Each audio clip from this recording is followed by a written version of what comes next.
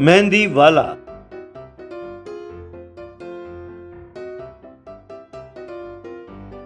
एक गांव में अजय और भूमिका नाम के पति पत्नी रहते थे।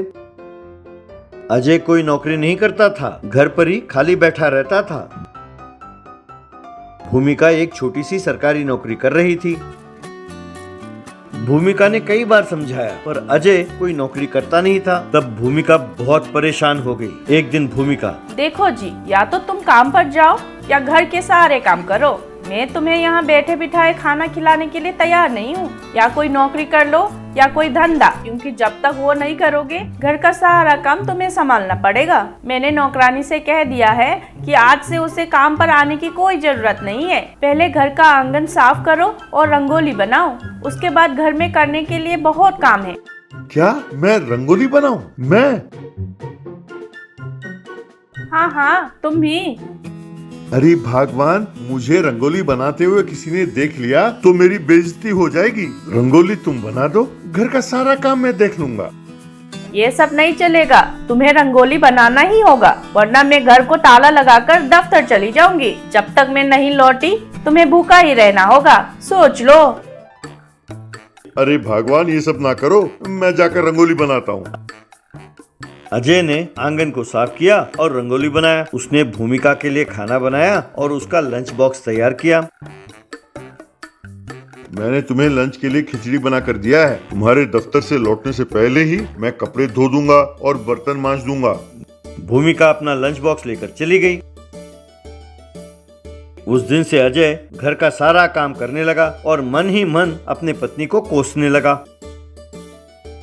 एक दिन अजय अपने घर के आंगन में रंगोली बना रहा था। उसकी पड़ोसन मीनाक्षी अजय से, भाई साहब, अगर आप बुरा न माने तो क्या मैं आपसे एक बात कहूँ? हमारी गली की औरतें जो रंगोली बनाते हैं उन सबसे बढ़िया आप रंगोली बनाते हैं। सारे गांव आपके घर के बारे में तो जानते ही हैं। अब आप घर के बाहर रंगोली बनाएंगे तो क्या फायदा? अगर आप यही रंगोली लोगों के हाथ में मेहंदी के रूप में बनाकर दें तो आप पैसे कमा सकते हैं।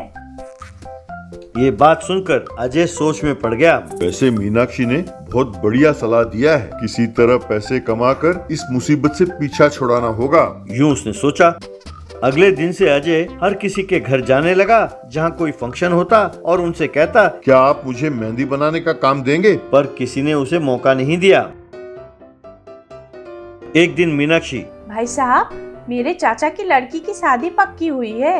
वो शादी बड़े धूमधाम से कर रहे हैं। हो सकता है कि मेहंदी का काम आपको दे दें।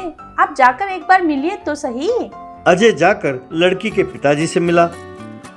तुम्हारे बारे में मीनाक्षी ने मुझे सब कुछ बताया। मेरी बेटी की शादी में मेहंदी वाले दिन जो भी आएंगे सबको तुम ही मेहंदी लगाना। इस महीने के 10 तारीख को मेहंदी फंक्शन है। अजय बहुत खुश हुआ।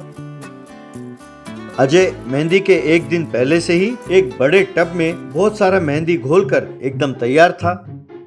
तभी लड़की के पिताजी वहां आए। माफ कर देना बेटा, मैंने तुम्हें जुबान दिया था, लेकिन मेरे साले साहब ये जानते नहीं थे। उन्होंने शहर से मेहंदी के लिए शहर से सूरज मल्होत्रा को बुलाया है। अब तुम सूरज मल्होत्रा को तो जानते ही हो, अपने देश भर में मशहूर मेहंदी डिजाइनर है। तुम बुरा ना मानना बेटा, मैं कुछ कर नहीं सकता। कहकर वहां से चला गया। अजय के समझ में नहीं आया कि वो क्या करे। वो अपने मन में, बाप रे, कितना सारा पैसा खर्च करके मैंने टब भरकर मेहंदी तैयार किया था। अगर ये मौका हाथ से चला गया तो जिंदगी भर मुझे कोई और मौका नहीं मिलेगा। किसी तरह इस मौके को हाथ से जाने नहीं देना चाहिए, यूं उसने सोचा। अजय ने तुरंत अपना शर्ट उतारा और चेहरे के अलावा सारे बदन पर उसने मेहंदी के डिजाइन बना लिए और फिर उस शादी के फंक्शन पर पहुंचा। वहां लोगों ने अजय को सिवा पैंट के नंगे बदन मेहंदी के डिजाइन के साथ देखकर दंग रह गए। सूरज मल्होत्रा भी अजय को देखकर हैरान रह गया। वाह, तुम्हारे बदन पर जो मेहंदी के डिजाइन है वो एकदम बढ़िया हैं। हम बहुत दिनों से तुम जैसे टैलेंटेड मेहंदी आर्टिस्ट की तलाश में हैं। क्या तुम हमारे लिए काम करोगे? ये सुनकर अजय बहुत खुश हुआ। शादी में आई सारी औरतें अजय से ही मेहंदी लगवाने लगी। लड़की के पिताजी ने जो पैसे दिए उसे ले जाकर अजय ने भूमिका को दिया और जो कुछ हुआ सब बताया। तुम में ये बदलाव लाने के लिए ही मैं तुम्हारे साथ सख्ती से पेश आई। मुझे माफ कर दो। उस दिन से अजय बहुत ही बिजी मेहंदी आर्टिस्ट बन गया। सूरज मल्होत्रा के कंपनी से हर रोज एक कार आती और अजय को जिस शादी में मेहंदी लगवाना होता वहाँ उसे ले जाती। बहुत ही जल्द अजय ने खूब पैसे कमाए। उसने मीनाक्षी को, जिसने मेहंदी का आइडिया दिया था, खूब धन्यवाद कहा।